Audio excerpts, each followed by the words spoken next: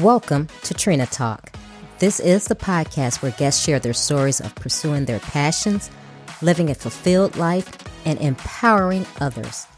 Each week, I talk with inspiring leaders, business owners, and people with amazing stories from around the world in unscripted conversations as they share their successes and failures. This podcast is all about empowering you to keep striving in your personal and professional life. I am your host, Trina L. Martin. Welcome to Trina Talk. If you're listening, go out and subscribe to the show so that you won't miss an episode. My goal here with Trina Talk is to empower and impact people all around the world. So I need your help to do that. Go out and tell your friends, your family, and everyone you know to listen to Trina Talk. There's a new episode every Monday. Welcome to episode 194. The topic for this week is Lead Up for Women. And my guest is a woman who's doing exactly that.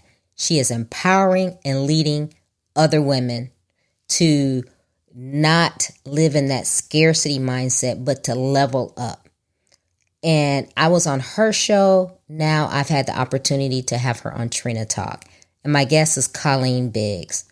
Colleen is an award-winning pioneer who empowers women to take bold steps to lead up in their lives and in their businesses by stepping into the spotlight to expand their influence and attract more clients. Colleen has extensive success and experience in corporate America for over 30 years. She has consulted over 340 business launches. She has 3 successful businesses: Lead Up for Women, Leap, and Success to Significance. She is an author. She's a podcast host. She has published 2 journals on Amazon, and she publishes a bi-monthly magazine. So here's the interview with Colleen. Hi, Colleen. Welcome to Trina Talk. Hi, I'm so happy to be here. I'm happy to have you. I was on your show, so I was very honored to be on the other side of the table with you, and you're doing some great and amazing things in your world. So how I start the show off is I always ask my guests, tell the listeners who you are and what made you the Colleen that you are today. Oh, every success and failure I've ever had, we're going to be here for about 10 hours. No, you know what? What has made me the person I am today are the failures that I've had along the way, are the trials that I've had, because I feel that we grow through the trials. We don't grow through the times that we're skating, right? The times that we're surfing the wave and things are going really well, because we don't have to use our brains. We don't have to try to figure things out, pivot, whatever it may be. So I have become the person I am today, because I love myself. I'm not so sure a lot of people can say that and look in the mirror. Yes. And it's been a long, hard ride, a lot of therapy to get to loving myself, because we're so programmed to back in our childhood, right? And how we were so influenced by everybody around us, to the point that while I was in corporate America, for 3 decades that I was in corporate America, I allowed labels to stick on me because I didn't feel like I was enough. And I'm sure some of your listeners can relate to that. So I'm telling this story kind of in little segments. I didn't feel like I was enough ever. And even though I knew I could complete a goal, I was going to be the best employee they ever had, because my work ethic was sky high, rocket. I was superb at everything I did. And I feel very confident and comfortable saying that. But when you're that confident and you can do things, people around you, like, there's no I in team when you are at corporate America. There's no standing out. There's no being yourself, right? You've got to blend in. You have a job description, and that job description says what your value is to the company, which is what you're paid. So the most dangerous thing that happened to me during corporate America was I felt my worth was how much money I made. And that becomes very dangerous when you become an entrepreneur. So when I became an entrepreneur and decided to kick the corporate habit, drop out of corporate, kiss it all goodbye, 3 years ago 4 years ago, I guess it is now, in 2019, that I decided to jump out on my own as an entrepreneur. Now, mind you, I have been coaching entrepreneurs for about 18 years up to that point. So I had a pretty viable coaching background. I had launched over 340 businesses with CEOs.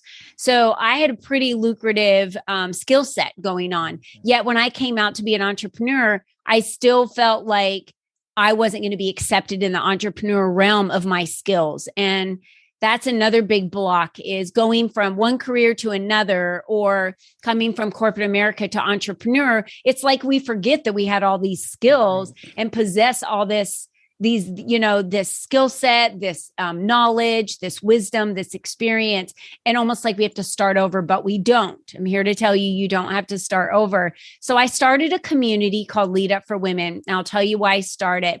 I wanted women to be able to be supported as entrepreneurs, to be able to have the strength of other women if they need it, to have personal development, to be able to have exposure. My tags are be seen, be heard, and be visible, and it's about connecting, influencing other people, and leading. That's why it's called Lead Up for Women.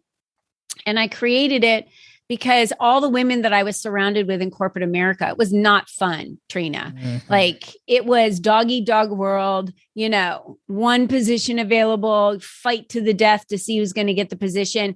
And that's not how I wanted to live my life with my friends, right? So I didn't have a lot of female friends, but I knew how powerful females were. So the ones that I did get along with in my networking, I just loved being around them. So I wanted to be able to spend more time with them, tap into their value, their skill sets, their wisdom, their experience, and let each other tap into each other's experience. And I built this community, 4 years ago, Lead Up for Women, that's grown to over, 10,000 women. And what we do is support each other. And we get our own visibility from our individual brands on all the spotlights, the Member Monday spotlights, the Teaching Tuesday masterclasses, the magazine, the podcast, you name it. It was all created to give female entrepreneurs the visibility that they deserve and a platform for them to be self-confident on too. I love that. And as I said, I was on your podcast as well. So loved it, love the platform, love what you're doing. And, because you are an author, you're a award-winning, you're a podcaster, you have your community. So you're doing so many great things. And I so relate to that corporate America dog eat dog thing. It's like you, I didn't have many female friends. And and like you said, when you have the bar set for yourself like this and you go into corporate America and then everybody's looking at you like, who does she think she is? I'm just here to try to do a good job. And, but people are threatened by that. So I'm really glad that you said that, because I know there's listeners out there who are going through similar things and they're wondering, what do they do? What do they do? How do they get past this? They want to show up as their best selves, but then that's criticized. And then when you have someone, especially another female, and I've said this before on the show, it's so disheartening, because guys, they don't have to like each other. They don't have to be friends with each other. They'll go out and play golf and strike up business deals and, may not even like each other, but they'll be like, hey, Jim, I saw Bob the other day and he has this and this, and I thought about you. But we as women, we don't do that. It's like almost like the scarcity mindset.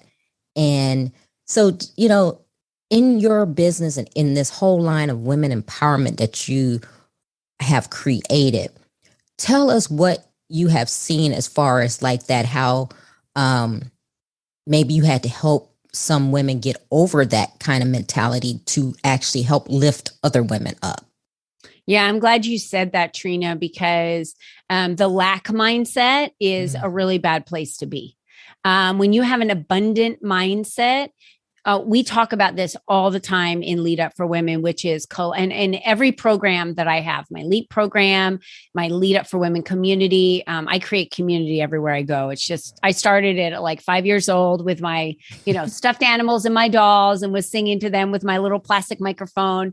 But I create community with friends and in my church group. So when we create community, we bring together like-minded people, and you attract people to you that are either on your level of thinking of where you're at, or you attract people that want to be that way, meaning they know their vibration maybe isn't as high as yours, but they're so attracted to you and they feel like a better person being in your presence. And let me tell you, I have so many friends that I keep in my circle because their vibration is so high. I feel like a better person in their presence. That's why I keep them in my circle.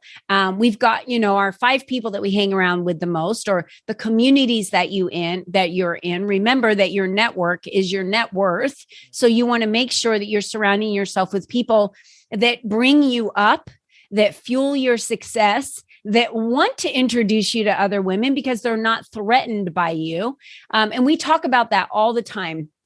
It's conversations that we have in our book club. It's conversations that we have on our master classes every week and our networking events, which is now is a time for you to meet someone new that you can collaborate with, or they can introduce you to someone that you can collaborate with. So it's not always just us. It's like 5 degrees of separation, right? There's so many different people out there that you can meet through just one person. And so when you have that abundant mindset, then you don't feel that you have to hold on to everything. It's kind of like that little child that grabs all the toys and they're dropping. He's trying to hold on to them, but the little other child comes over and wants one of the toys and he just starts screaming because he's so afraid if he doesn't hold on to all of those, he's never going to have another toy to play with, and that mindset serves nobody. It doesn't serve your competition.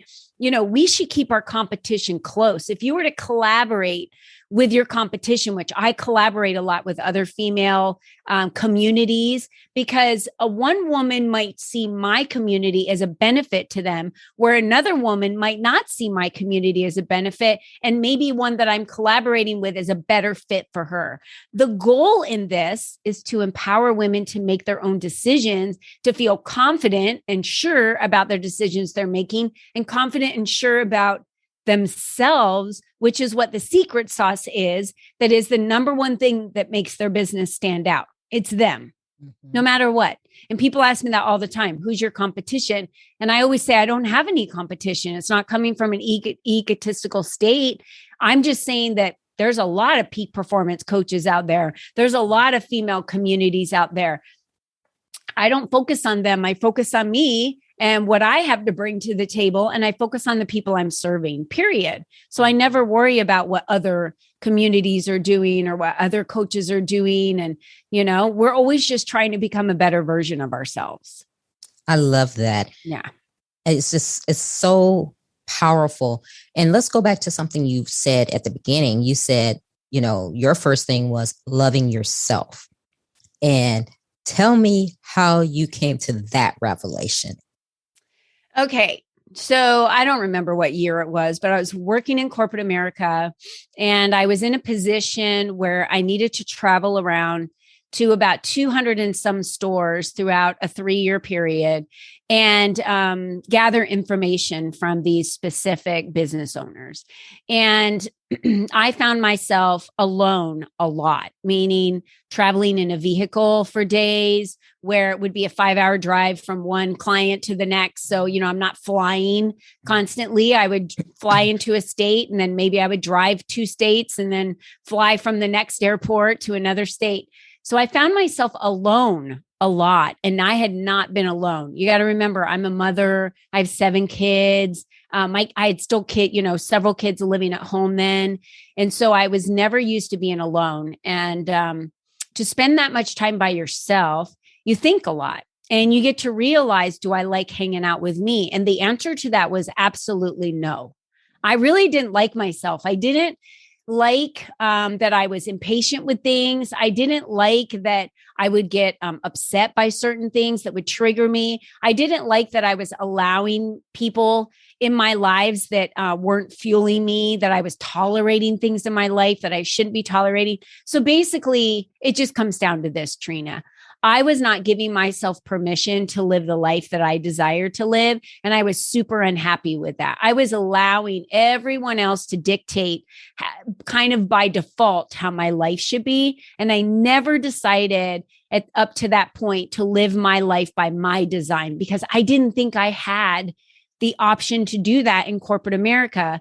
So it's funny because knowing what I know now, so what I did, so for your listeners, this is the trick. Women of color in tech feel excluded, isolated, and treated as though they are invisible.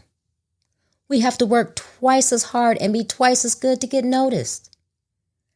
I help women of color in tech get past imposter syndrome, navigate the obstacles in the tech workplace, and advance in their careers by being confident, showing up authentically, and negotiating the pay and promotions they deserve so that they can represent and remain in tech.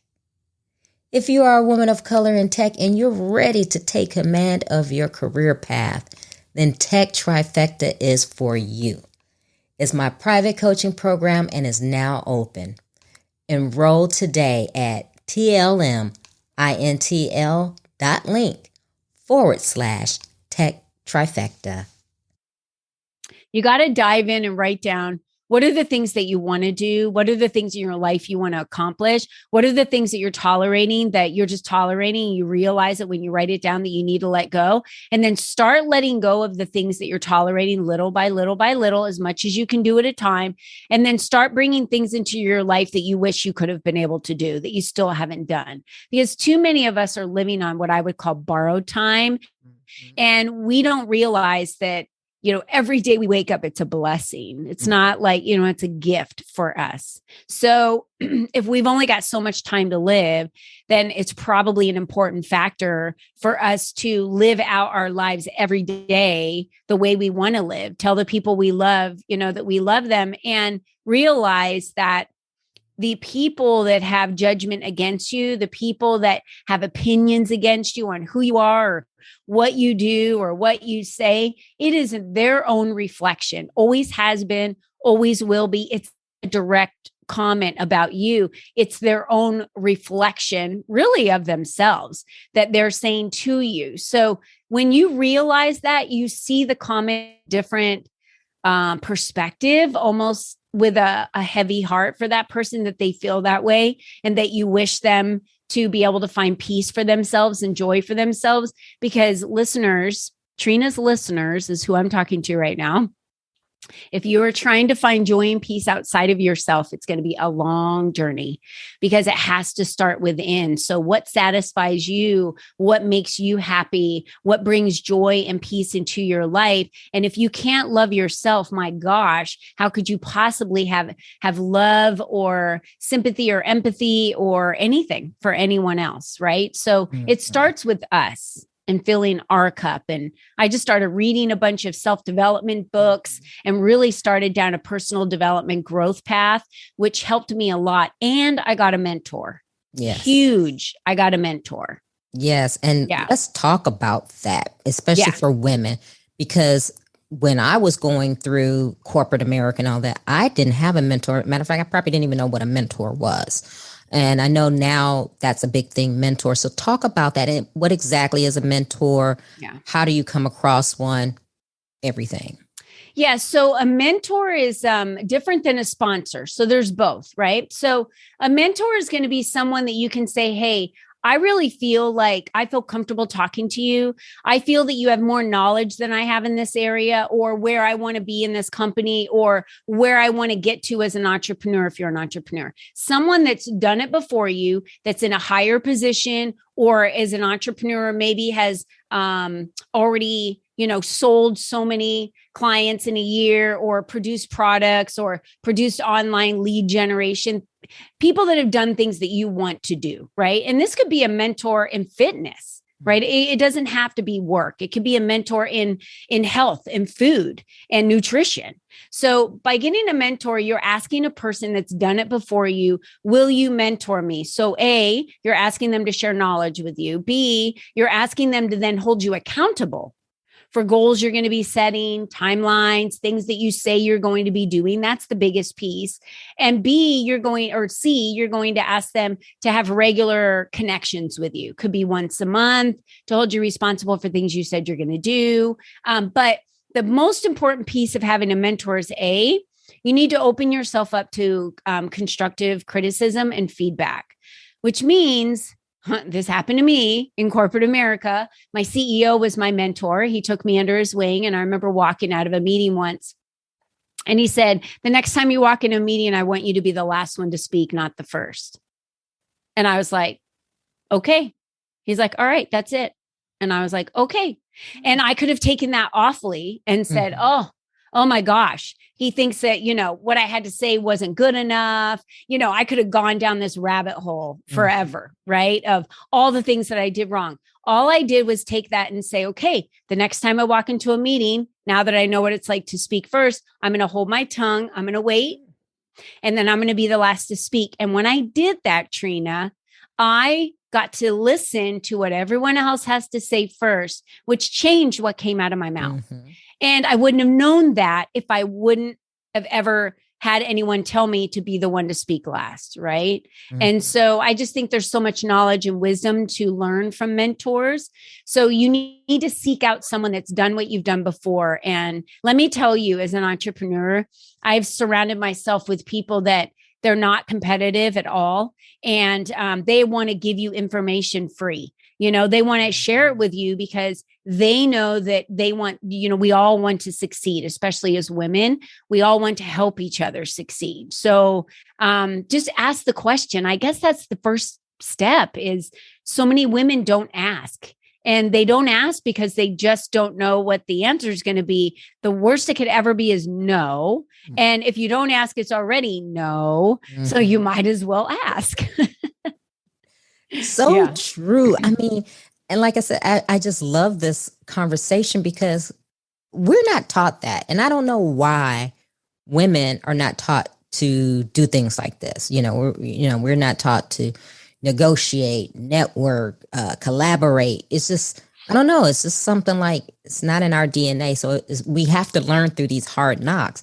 So other than that, with your mentor, what other kind of like hard knocks have you gone through that now you're applying like in your coaching and with the women community to help them not make those same mistakes?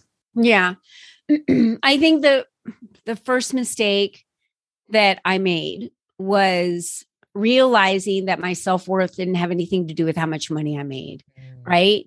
And so many women, believe it or not, this is what holds them back in business. Because if you don't have the self-confidence, if you don't have the self-esteem in your product, in your service, in your brand, which is generally you, if you don't have that, number one, you'll never sell anything. Because your money of exchange is just not going to happen because you're trying to sell something to someone and you're not sure about it. They sure as hell aren't going to buy it because they know you're not sure about it. So that's a big piece. And believe it or not, even after 18 years and launching all these successful businesses, I still went through that low as an entrepreneur of realizing that what I made wasn't my self-worth, that I was enough already, right? To have the confidence. The second thing is build your business based on what your skills, experience, and knowledge are. Don't try and create something that someone else says you have to have. Right. Okay. So many women come to me and they have already worked with other coaches. And when I'm talking to them, they're so heavy on the products that they have. And all these Instagram posts I have to do and these processes that they're doing. I'm like, why are you doing this? It's so obvious to me. You hate it. There's a reason why you're not selling these packages because you said when you were doing it the old way, you could sell night and day. So why did you switch? Well, my last coach told me to do it. And I said, we're just going to clear the board right now. I don't feel that coaching is a one size fits all. And I know there are some programs out there that do, but it's not. You have to get in the map of other people's world. That's number one, because, not everyone is the same. So you can't coach them the same. You can't guide them the same. They're not going to respond the same, in communication. So once you understand how a person ticks, then you can better serve them. So that's another area that took a lot of work for me in learning that skill set over years and years. Another one is thinking that I couldn't do things on my own and bringing partners in to assist me and bringing people in to collaborate with me, thinking that why would anyone want to show up for me? I got to bring in all these other people. I guess I wanted to maybe be in the shadows or stand behind them, which is hilarious because I run a community about stepping into the spotlight, being seen, being heard, being visible, excuse me, with this cold of mine. But for some reason, I did that often. So that was a big mistake of mine. And I asked someone this question that runs a big female community as well, a large female community.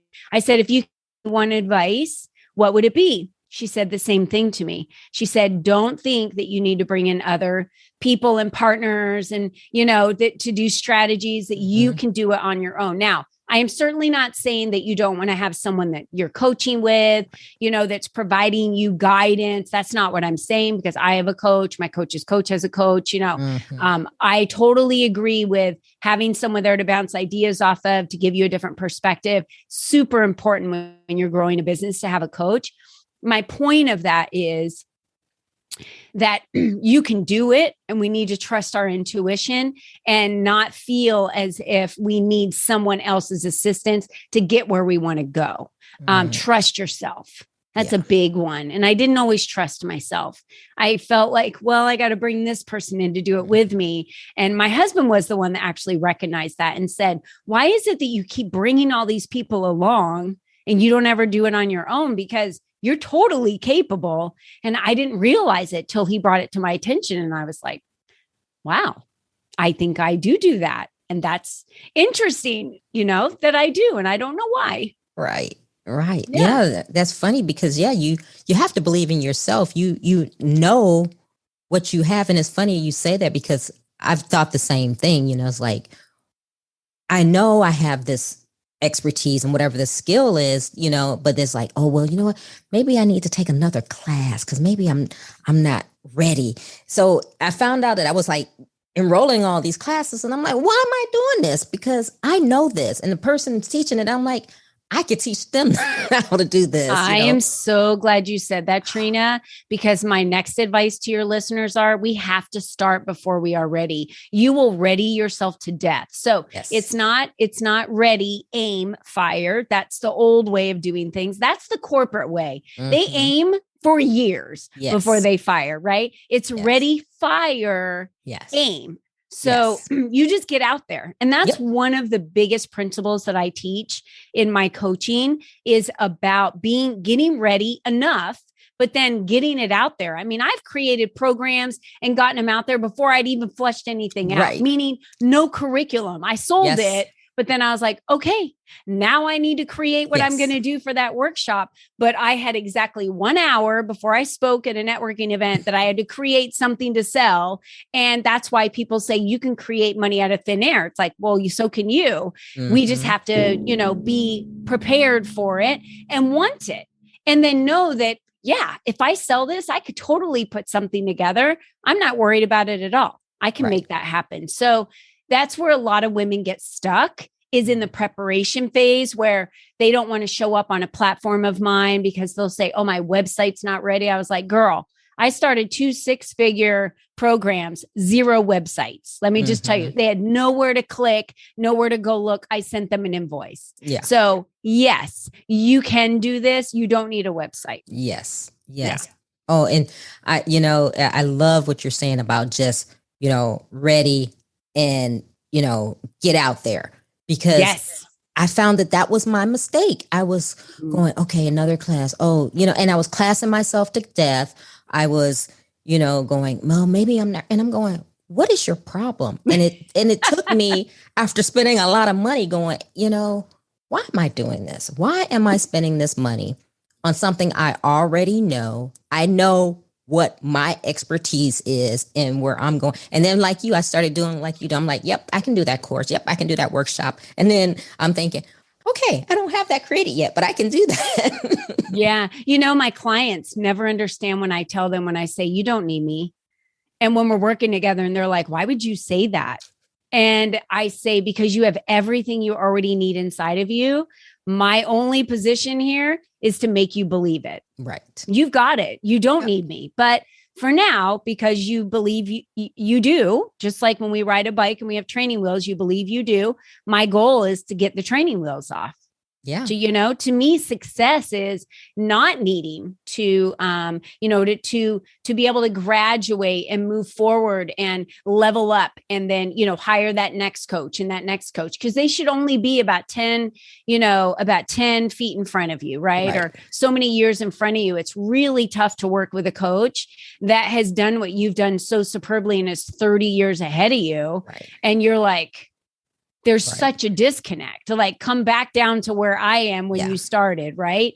Yeah. So, since I've been doing this for so long, working with female coaches, which is a lot of who I work with real estate agents and women that sell products and do services. A business is a business, by the way. You could be in franchising, you could be in real estate, you could be selling, you could be a doctor. I work with a lot of chiropractors and pharmacists and doctors. It doesn't matter. Business is business. And until we start with us, that's why I talk on and do courses on Master You to master your success. You must master yourself first, because anything you create can only grow to the extent that you grow. That is it. And that's with relationships. That's with everything. So people that think, I want to work with Colleen because she's going to help me gain more money in my business. I hear it all the time. Mm-hmm. Like, I want to work with her because she's all about the money and she's going to help me, gain more revenue. I'm 10 times out of 10, we're working on them. Right.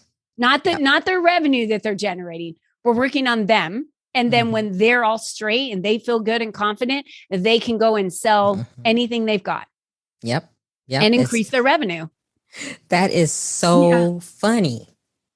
So funny, because it's the mindset. And isn't that funny how your mindset can just really play a number on you? Oh, I mean, people think I pop out of bed every day and have this great attitude. I swear they've told me that, like, you've got it all together and, you must just pop out. You think I just like fairy dust pop out of bed every day and feel that way? I'm like, no, I'm tired. Just like the next person when my alarm goes off and it's dark 30 out. Mm-hmm. But what gets my mind straight is my time alone. So I get out of bed in the morning, put my robe on, make some hot tea or coffee. And then I go into my office and I sit and I write gratitudes. I like raise my vibration of things I'm thankful for. I read motivational books. I read books that are educational, like Think and Grow Rich and The Secrets of a Millionaire Mind. And then I do the work in the book. I don't just get to the point where it says, do this and then skip over it. I do the work. And that is why I created a book club within my community for the women that I work with, because the personal development that I got just from that time of reading was so great. And it changed and shifted my mindset every morning to where I was like, I can do this, right? I've got this. I can do anything. I can make $1 million. The minute that I shift my mindset in the morning, I have this abundance of time, this abundance of money. It comes to me easily. And that's what I believe. And when you believe something to the point where someone has to talk you out of it for you to believe it's not true, that's true desire and belief. And when you have that faith in yourself and believe in yourself, which starts with loving yourself, then you can accomplish anything. It really is true. Oh, yeah. Oh, I totally agree, because I've started doing that same thing. And it's, the mindset, like I said, the mindset is all about how you see yourself. Yeah. And how you see yourself is how you position yourself. So it's all about that. Love it. Love it. Yeah. Oh my goodness. Is. I had someone tell me one time, and I'll share this secret. I've never shared this with anyone, actually. I walked into, for the very first time, I was transitioning from corporate to being an entrepreneur. And I walked into a mastermind, the first one I'd ever been to. I'd never been to a physical mastermind. First one I'd ever been to. I was invited by a friend who was an entrepreneur. It was a 2.5-day event. So I walk in with my suitcase And they had already started because I had to be at work that morning. So, I had to go to corporate, my office, and then I was going there and taking the rest of the time off. And one of the gentlemen pulled me aside because I came in kind of halfway through the day and pulled me aside. He's like, there's an aura about you when you walk in a room. And I thought to myself, there is, but I thought in a positive way. I'm so happy he said that because I'm like a confident person in who I am, right? In who I am. And at that time in corporate America, I was confident about who I was and what I did. Was I confident about being an entrepreneur? No, because I was just transitioning. And if he would have caught me 3 months later, it would have been a whole different scene. But that's my point. It wasn't that anything changed with me, right? I was confident one day and people were complimenting me on my aura when I walk into a room by my confidence, by my mindset, on my belief and my faith in me. Then 3 months later, I'm crying, trying to figure out my life, which a lot of us don't talk about. Right. And then now here I am today and I get compliments and people telling me I have it all together. It's like the road's been a little bumpy. It's been a little, but we need to talk about that. Yeah. And, and let's do that. Let's talk about that because, we're living in this instant gratification world where we're looking at Instagram. Everybody's living their best Instagram life and everything is so great. But they never show that, like you said, the day that, they're bawling their eyes out going, can I do this? Or this happened and, this knocked me 10 steps back. So yes, tell us about some of the things that you've encountered and how you've overcome them to get to the point where you are. And because like you say, you're like everyone else. You're not jumping out of bed going, woo, some days you're tired. Some days you're, frustrated. Some days you're happy. You're like everybody else. But how do you get over those rough times? So, I'll tell you a quick little story. And this is actually about one of my daughters. She was potty training. And the picture that went on Instagram was the child all happy sitting on the toilet, right? Like, yay, we're potty trained, and all the private parts are blocked out. Mm-hmm. And but what happened before that was like an explosion in the bathroom of not good stuff that anyone wants to see. You know what I mean? So I just am saying that because what you see on Instagram is a blip. It's a glimpse into a moment of someone's life when something was going really, really well. Like I just posted my husband and I snowmobiling in Montana at Big Sky. And what I didn't post was when I went down one of the paths, I totally turned over the snowmobile. My husband and I found ourselves standing in 4 feet of snow and trying to push the snowmobile up to get it back on the course, right? I didn't post that photo. I posted the photo of us like thumbs up. This is so much fun. Look at us snowmobiling. And I'm sharing that with everyone because we all have trials. People usually I post my trials actually. And when I'm crying, I'll go live on Facebook, but people don't. And they don't because they feel like it's a sign of weakness because that's how we've been trained, that crying is a sign of weakness, but it's not. Vulnerability is bravery and courage. And I really needed to learn that because, I've made a lot of stupid choices. I remember hiring someone very early in, Trina. And I've almost gotten this out of my brain, which means I've worked my way through it because I was trying to think of something that was detrimental to me. And I just brought it, just a little blip of a memory just came back. So it's almost gone and maybe I'll never talk about it again. But I hired someone, I probably paid them $24,000 by the time I was done to help me create a course and do all these sound bites for Instagram and, speak on stage and all these things I was supposed to do. And I didn't get anything from it, just so that like it was a disaster. There was like 20 people there and 15 of them were the speakers. It was just not good. I didn't get what I needed. And that was probably on both of us, right? Mm-hmm. I was inexperienced in this kind of world of what was happening. And so I thought this was like the golden ticket. And so many of us going around think, oh, if I just pay that person $20,000 or $12,000, or they can fix this for me. There is no silver bullet in business. I promise you that. There is no silver bullet. Associations with people and who you know and who you spend your time with is going to be your greatest valuable asset as an entrepreneur. So I spent all that money. I got nothing from it. I walked away and then wound up creating my own course the way I wanted to do it several months later, that I was able to do in less than 4 days.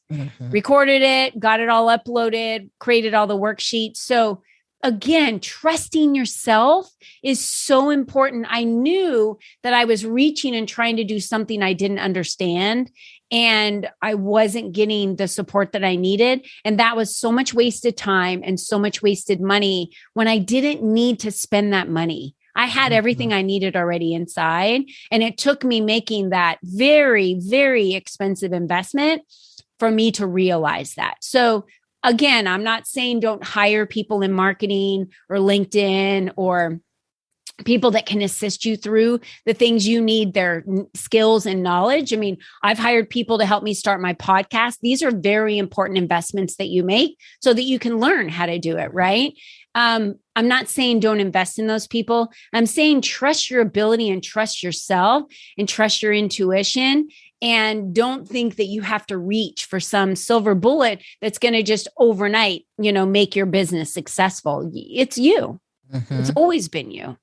Yeah, I think we probably all have done that. I've done that as well, where I've actually, it's funny because I'm like you, I'm trying to get over it. I've tallied the other day of like all the things that I spent money on that I was like, was a total waste. Didn't even need to do it. Like, why did I pay for that? Why did I do that? And I'm like, so here's the grand total of money that I've spent that I shouldn't have spent, because I could have done all of this myself in the business and had it going. So yeah, it's a hard learning lesson, but when you think about it, you're like, yep, I'll never do that again.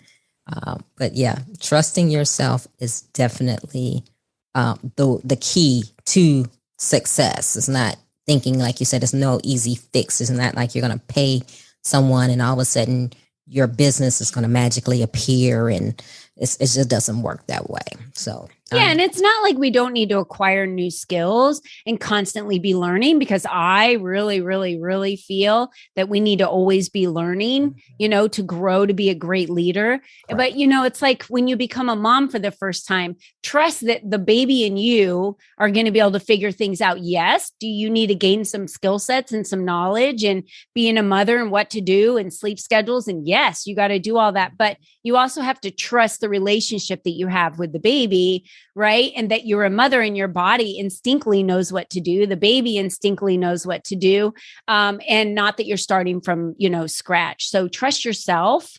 But then get the skills and experience needed to acquire. But if you've been doing something for a long time and now you've become an entrepreneur, trust yourself that you can just continue utilizing that skill, that knowledge, the experience, and all the wisdom you have. And you're going to attract the right people. The more that you get out there and just show up as yourself and try not to be like other people, because everyone's taken. Sorry. Right. News break. Yeah, everyone else. No one's left. Only you. Wow. Just such good stuff. So, what? I want to talk about your book because I love the title, The Anatomy of Accomplishment. So tell us a little bit about that. So I have a new book. And The Anatomy of Accomplishment I released about 4 years ago, which is an amazing book, The Anatomy of Accomplishment. I definitely think that, go out to Amazon, snag that book. It's a great business handbook of how to have bigger, better, bolder results in your business. Great handbook. The latest book I just did was after I built my community Lead Up for Women, which was Step into the Spotlight to expand your influence to attract the right clients. And that's really everything I'm about today, which is the more that you're you, the more that you boldly get out there, the more that you show up, the more that you get away from the keyboard warrioring, and get out online and go to networking events and boldly show up as you and take charge and, be confident. The more that you have the opportunity to attract people to you. I can name numerous clients that I'm working with today that have met me at networking events, and they were attracted to me because of who I was and what I stood for and my confidence. And they were like, I want that. Yeah. I want to be in her circle. How do I get more of her? And so when we do that, we attract people to us, which makes making money and doing business so much easier than having to push and pull. Anyone that says, oh, I hate to pull or be pushy on others, is like, that's not what sales is. Sales is about showing up as yourself and showing what you've got so that you attract the right people. So this book is full of information of how to do that through Instagram, how to do that on a stage, how to do that through a podcast, how to do that through building a community. So all these different ways that you can boldly step into the spotlight to be yourself. Yeah. Yeah. And that's something that's definitely needed. And here's a question that I have. So in today's world, how do you do that? How do you get beyond just social media to get out and, put yourself out there? Yeah, I am not a big social media person. People know that about me. I'll post stuff every once in a while, but I have an admin that I pay, to post like Tip Tuesdays or, to utilize one of our members on a Thrive Thursday and promote them. I like to go live with, myself, have a conversation with people on social media, but I don't use social media that much, honestly. I know a lot of people are on social media. I've never gotten one contact, like a client from social media. The way that I like to cultivate relationships is the way you and I did, right, Trina? We meet each other once and it's like, hey, how can we collaborate more in the future? What can we do? I have the perfect person that I think would be great for your podcast. I'd like to introduce you to them. Then before you know it, they're introducing you to someone else and that person's introducing you. So cultivating relationships, going to networking events, getting yourself in circles that you haven't been in. So, look at the communities you're part of today. Are they serving you or are you tolerating them, right? If they're not serving you, get rid of them. Find the communities that will serve you, that will provide opportunities for you to meet other people, to network with other people. I do most of my time, other than service and delivering, for my clients, most of my time is spent in new circles, meeting new people, networking, collaborating with other people, and bringing their community into my community and my community into their community. I do a lot of collaboration work. So I wouldn't say that I'm too much of a social media junkie. In fact, my husband will say, did you see one of our, so-and-so, like one of our grandkids on social media? And I'll say, no, I haven't been on it all day. So what was it, on Instagram or Facebook? But usually that's how we keep up with our grandkids, is because that's the kind of the age and the era, and they post everything. Right. They post everything on, and we don't. My husband and I don't, like, ever.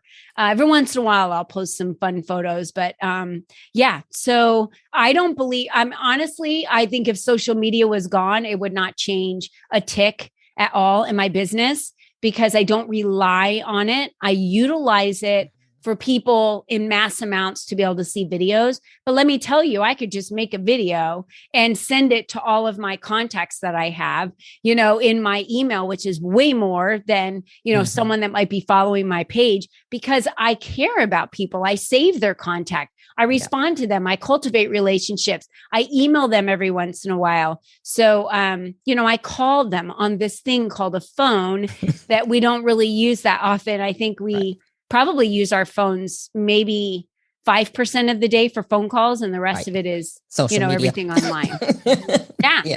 Yeah. The rest is social media. Sure. Yeah. Oh my goodness. So let's get into our questions, because we touched a little bit on the podcast, but we're going to get into the questions, and then I'll give you a chance to talk about that at the end. Okay. So here we go. Who or what motivates you? Oh, people with high energy, high vibrations, that motivates me. Okay. What demotivates you? Oh, people with negative attitudes.